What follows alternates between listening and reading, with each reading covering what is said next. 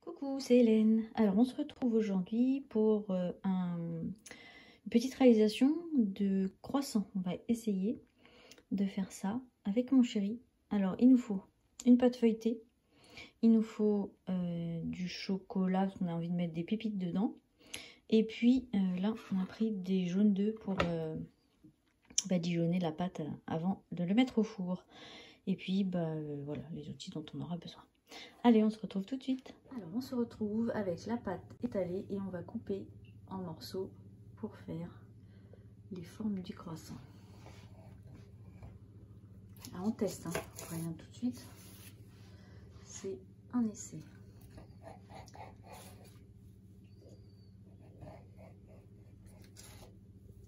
Donc, on a décidé de la couper en 6 croissants. Alors maintenant on va mettre les pépites de chocolat. Je ne sais pas trop la dose par croissant.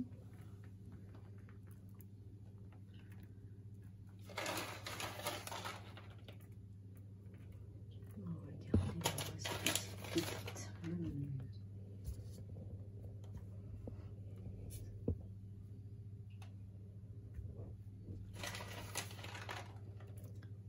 Il y en ait assez quand même, hein, que ça soit fondant. C'est bien ça.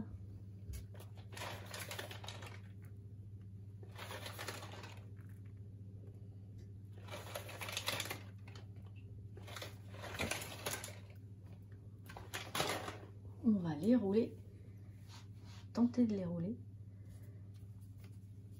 Donc, de la base à la pointe. Ce sont des croissants fort artisanaux finalement.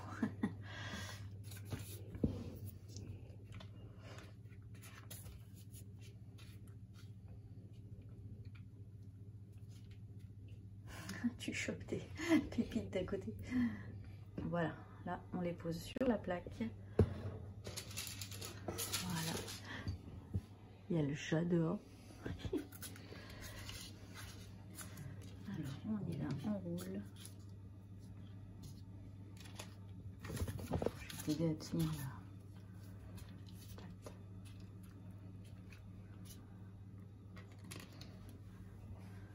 Voilà, vous avez compris le système, hein. On fait les 5, enfin les 6 au total, on se retrouve après. On a roulé tous les croissants, enfin mon chéri, et on va mettre maintenant les œufs. On a battu les œufs et donc on va recouvrir pour que ça dore un peu. Voilà, donc pareil, hein, on va le faire et on se retrouve pour les mettre au four. Ils sont badigeonnés de jaune d'œuf, c'est pas très appétissant, mais on va les mettre au four et on se retrouve dans 10 minutes. À tout de suite. Voilà, on se retrouve. Alors en fait, plutôt 15 minutes après la mise au four.